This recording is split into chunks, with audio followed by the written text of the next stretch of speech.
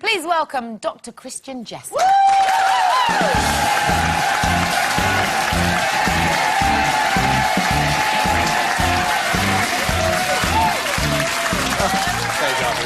Thank you very much for coming to see us It's today. a pleasure. It's good to be back here. Do we call you Doctor or Christian?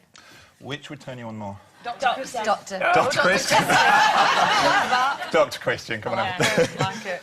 So, you're back with a new series of embarrassing bodies. But surely by this point, you're, what, 3 series in, nothing could embarrass you anymore? Medical things, no. Denise Welsh. A panel of 4 ladies asking me personal questions, yes, very embarrassed. Really? Are you nervous?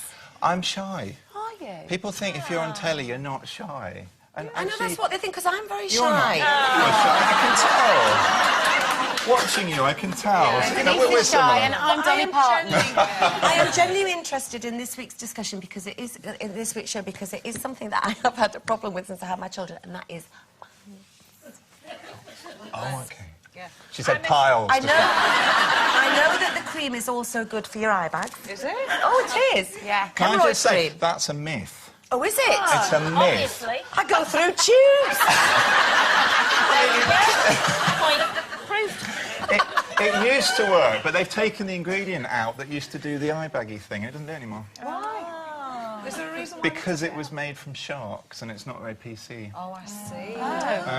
So Okay, that's what I'm full of these facts. You're in education. So you can't get shark-friendly hemorrhoid cream.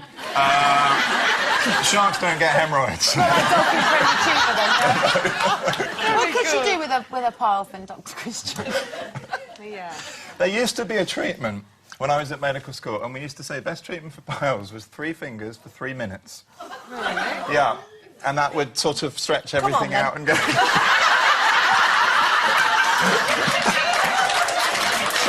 you see, I'm embarrassed now. And 3 minutes of your life, Doctor, you'll never get back. There we go.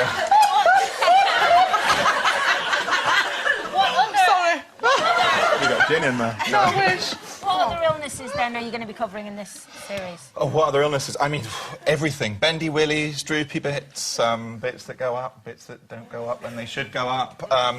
The works, you think of it, we'll do it. I mean, the most common embarrassing things is always skin problems, feet problems, and then it's continence. Or lack of continence is a that's an biggie, age but we thing. will not talk about it. Well, I won't talk The thing about is, it's it. very, very common. I mean, these are very common things that people are just very embarrassed to talk about, aren't they? And I truly believe the more you talk about them on telly and on programmes like this, the more normal they become to people. And actually they think, do you know what, I'm not the only one, it's fine, I'll go and And get some help. actually, I just said that, oh, that's an age thing. It's not necessarily, is it? Not necessarily. Incontinence, no. It can be to do with babies, you see, and if young women have babies, a few babies, they can be left... Well, I can't trampoline anymore. Listen, I haven't skipped for the last 2 years. No. Not without reason. It used to be bouncy castles, and then it was trampolines that used to diagnose, and now apparently, I don't know if I can say this, Wii Fit, you know Wheeze? Yeah. Yeah.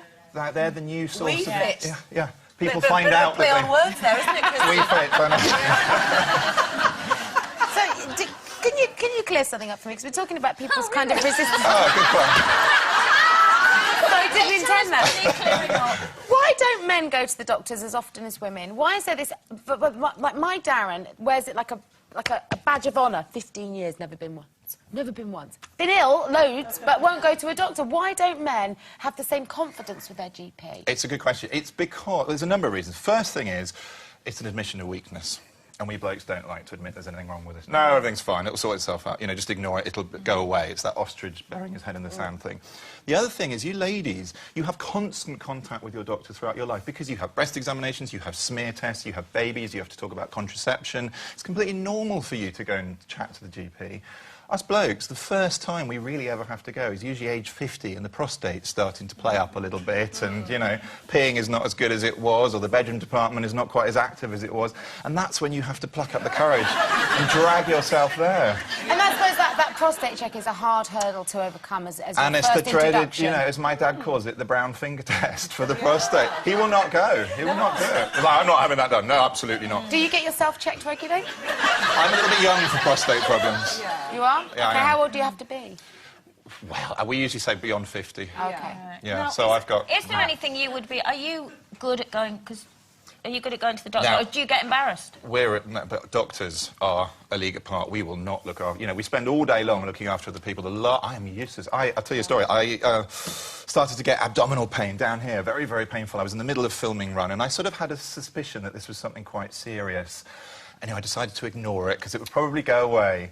A week later, I was in hospital, having had my appendix removed, with a raging peritonitis, infected guts. Because it was a patient of mine, I would have said, you're going to hospital now, straight away. Well, that is a massive emergency. I mean, It was very serious. I bet, gosh. It was utterly my fault. But something we've just been talking about, sorry to break you off there, because I need to know this, obviously, because my friend thinks I'm going to get pregnant, which is not going to happen, ladies and gentlemen.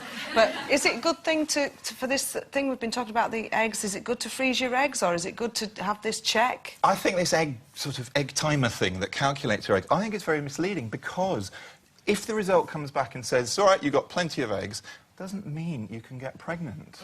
There's plenty of other reasons to affect your fertility, aren't there? So it may be very misleading, and you may think, OK, great, I've got plenty of time, plenty of eggs, let's leave it for a bit. It's about the quality of the eggs. And can you clear something up? Can you freeze eggs? Twice. Yeah, you can. I'm sorry, I'm in the presence of a doctor. I know, you keep wanting things cleared up. I I'm worried. know. Well, he's can. qualified. You can, yeah. You can? You can freeze eggs, yeah.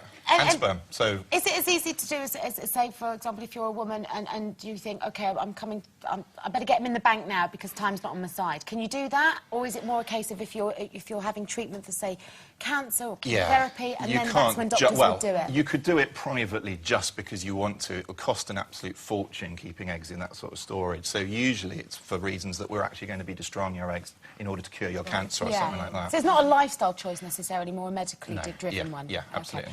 Well, thank you very much for coming to clear up so many. I've done it again. I know, I can't help it. So many. I'm slightly embarrassed. Yeah, we've talked about angry stuff and all kinds of things. But thank you very much. It's been lovely having you on. It's a pleasure. And do come and see us again, won't you, I will. Doctor? I will. Next Thank time, you. could you wear one of those lovely coats? We'd like them. And a stethoscope. Thank you. Dr. Christian Jessen, everyone.